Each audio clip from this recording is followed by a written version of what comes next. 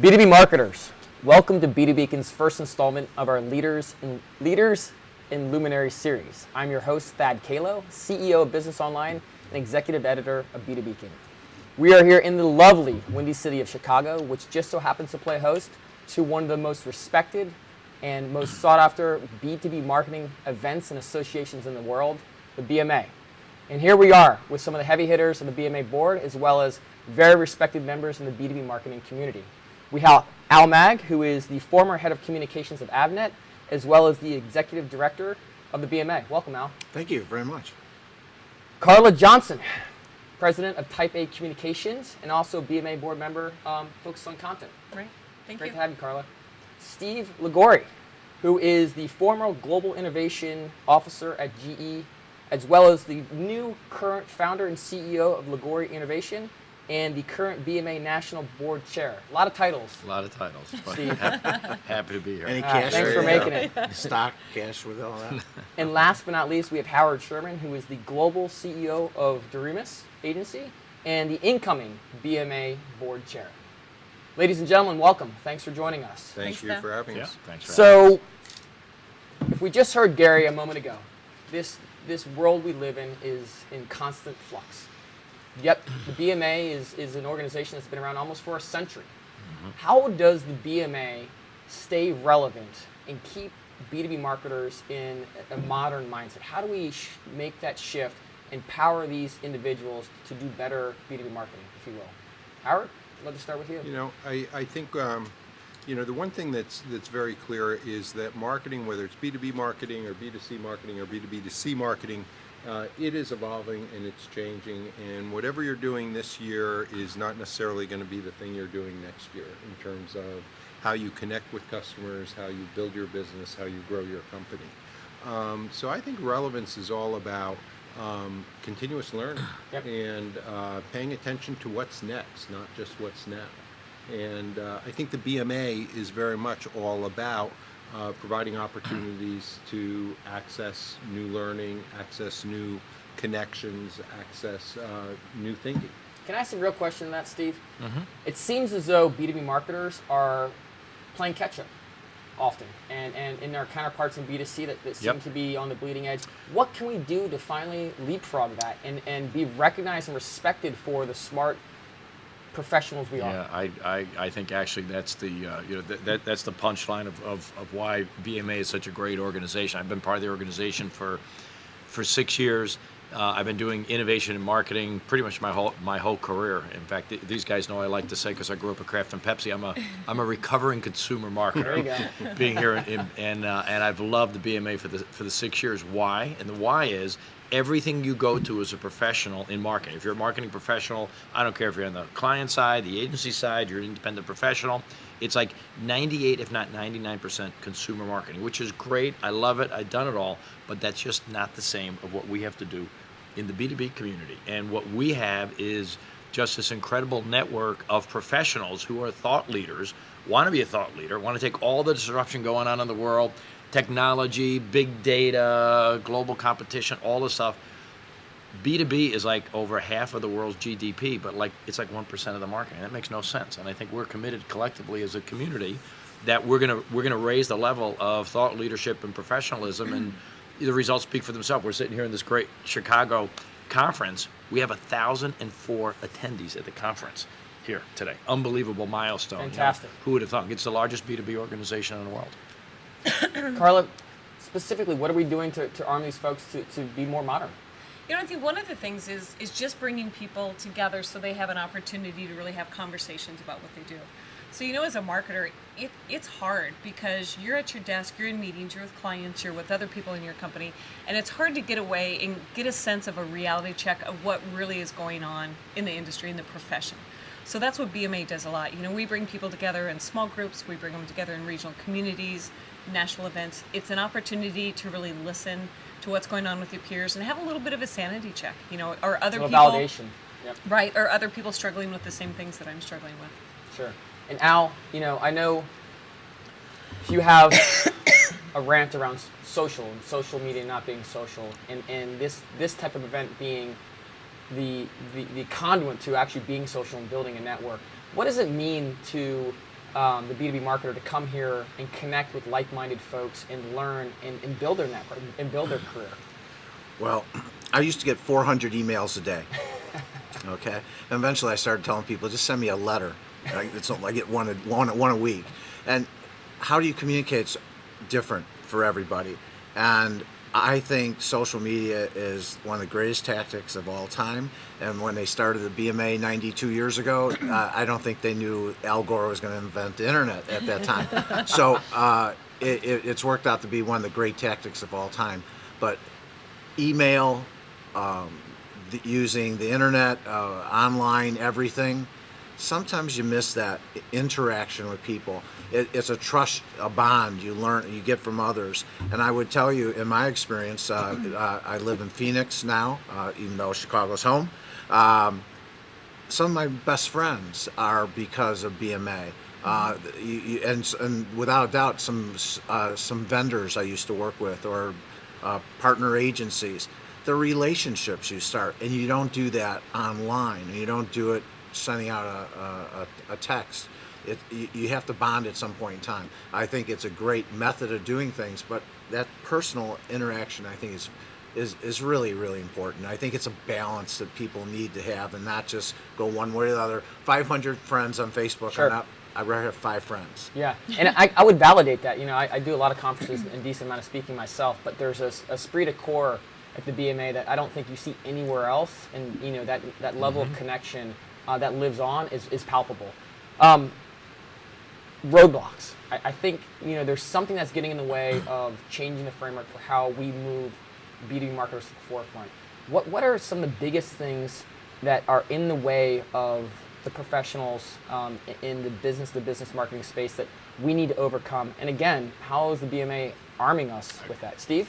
I'll take a shot. I'll give you a starting point I think we deal with marketers all over the place in the B2B community, is that in their organizations, now there's organizations that are advanced and there's organizations that are behind, so I'm generalizing to make the point, but in most organizations, the marketers are still seen as like, I'll call you up when it's time for the brochure or the sales pitch. They're involved in the last step of the journey. A marketer today's got to be like, you can call it 360 or whatever. You got to be in the total guts of the business. You got to be in the strategy from day one. You got to be in the transformation. You got to be in the product development.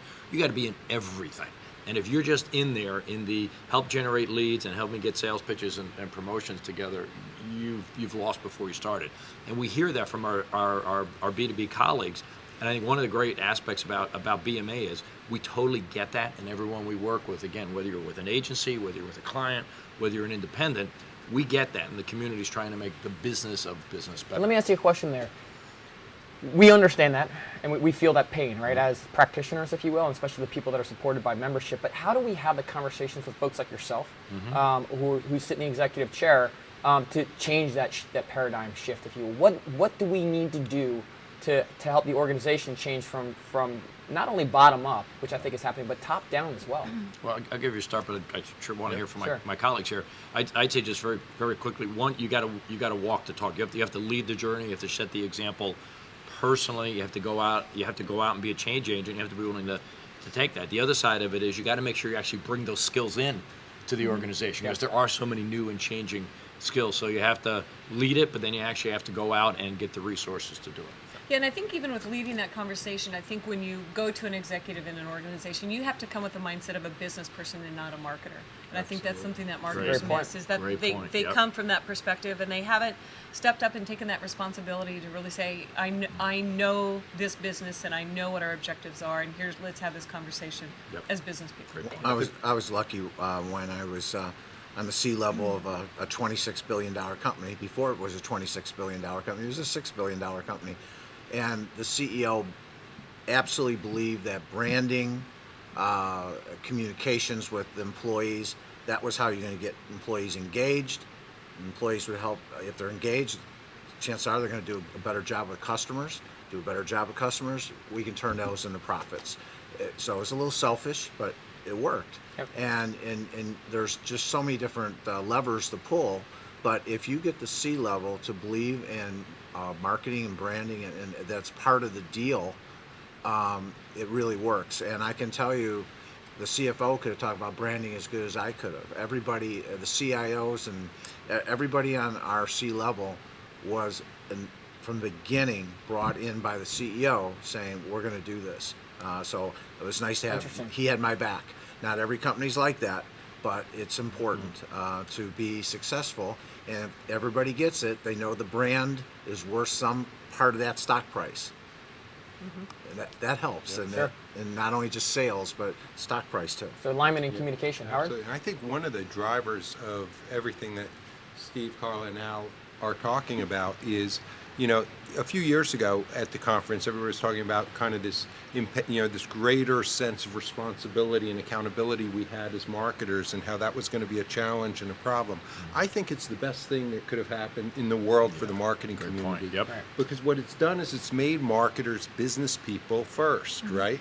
And marketers second. And while, our strength as practitioners and our expertise relies in marketing, if you don't understand the business of the brand, you can't really effectively impact the marketing of the brand. And so by being responsible for accountability and being able to demonstrate ROI and being able to demonstrate, how a marketing investment is actually going to impact the business, what it does is it reframes how you're viewed within an organization. And as Steve is very much, kind of realized within his tenure at GE, it's no longer a siloed department. It's big M marketing. It's really, marketing integrated really with everything. touches and integrates and is infused across the organization and the strategic agenda of the organization. Well, I think you bring up a great point, and there's this notion of this role or title being called the revenue marketer. And I guess my question to you is, are folks really ready to take on that responsibility and have that target on their back in a similar way that someone carries a quota in sales? I mean, is that the type of responsibility we're talking about? I think it's going there. I do too, and I think whether they're ready or not, they need to be willing to go there. Yeah. I mean, there's a lot. Marketers should have more responsibility for the revenue. If you look at what a sales funnel is like, there's that big gap where prospects get stuck in the middle because marketing doesn't have responsibility, doesn't take responsibility for them anymore. They're not necessarily in that sales pipeline. So it's kind of this no man's land. But somebody really has to own that customer relationship all the way through. It's not going to be sales. It has to be marketing. I mean, marketing needs to step up and be that unifier across the organization. Where both of these folks are going, I'd like to articulate what I think there's a difference between being accountable and having the quota to go do it. I do not think marketers should have the quota to go do it. I think that's a sales accountability. But what I think they're both saying is marketing has to have that total accountability, the whole value proposition from the customer's point of view. What's the customer need that the company is going to deliver? I've been involved in huge strategic initiatives around the Internet of Things and advanced manufacturing. And I mean, I'm in meetings with dozens of engineers, finance people, and you know what? They all look to me to help pull the meeting together and figure out what are we trying to deliver to the marketplace. I mean, that's a good sign, right? That's a great sign. Strategy 101. And oh, by the way, that continues then with the sales force, even going to customers, but it doesn't mean you're necessarily the one who's closing the sale and getting a commission or bonus on that. Yeah, but I think by being involved clear through to that point, then marketers now start to have an understanding of what they do earlier in the process, how it really affects when sales step in. Yeah, totally. I think that marketers are almost, I want to be careful, maybe too strong of a term, but are almost becoming the brain trust of organizations in the sense that they're the only ones who can actually, I think, carry on conversations, whether it's with the customer, the engineers, the finance department, the sales department, and can navigate and translate and all that. Well, I think even HR to recruit the right people. Absolutely. Oh yeah, the leadership skills, right. for sure. I'll give you a twist on this. Sure. The first time that was ever offered to me at another company, I said, no, what do I have to do with all this? The second time that happened to me was at Avnet. Now we have 50 divisions. You got marketers all over the place. Some are getting different types of salaries and how they're handled. And I realized, and the CEO said, you're going to be the only one that's not on a bonus when it comes to the profit of the company. And I said, no. I said, I have as much to do with the profit of the company because of the brand, the stock price, the marketing, the communications going on throughout the company as any of the CIO, the CFO, and so on. And he said, okay, you're in. And I think that helped me feel like I was part of the business as much as they probably said, "Good, I'm glad he's in and not just sitting this one out during the dance." I need to hire you as my agent the next time I go out to market. That sounds There you great. go. You know, and Jeff Hazlett said something interesting. If I could channel him right now, he said, you know, the modern marketer not only wants to be responsible for top-line revenue, but they also want to be responsible for margin. They want to know they're having, you know, true business impact outside the brand. Well, that's and- what my and part market was. share, right? It had to be the margin. It wasn't just the revenue. That's part of the deal. But if you're not bringing in the revenue, it And are- goes. are Also, we what seeing- Howard are we was seeing just this saying in the about market understanding shift? the whole business. You got to understand the Yeah, people. you know, if you think about it, and you know, there's so much conversation now around purpose-based businesses, you know, and the Simon Sinek, Oh, yeah. you know, Why? video of you know the what you do, how you do it, and why you do it, and really the center being about the purpose. And you know, when you think about the why, right? You know, it really is about giving people the motivation for embracing the company, being involved in the company. You know, you had asked about some of the barriers. You know, I think one of the barriers that we face, and I think this is true on the consumer side, is young talent. And one of the things that BMA has paid an enormous amount of attention to in the last 4 years is creating, you know, a young professionals Yep. group within the BMA to start to cultivate and attract great marketing talent at a young age into business communications. There's real energy behind that. I've actually seen that pick up in palpable ways. Well, and we do have research that'll come out soon about how millennials want to work in the workplace, how they want to be treated as employees, how they're consumers of B2B marketing services. I mean, right now it's about 50% baby boomers, 25% millennials, and the next year or two that's going to flip. Do we need to have a bottle of scotch before we actually consume that piece of content? Right, Carla? but you might. Well, you might. you might, but actually, Carla brings up a super point.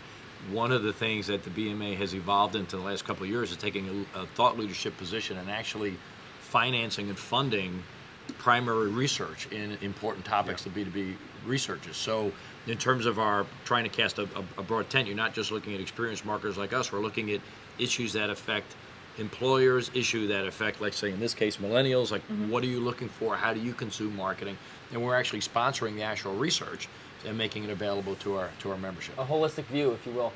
So let me do this. This is what I do. Let's call it the elephant in the room. B2B Magazine is gone.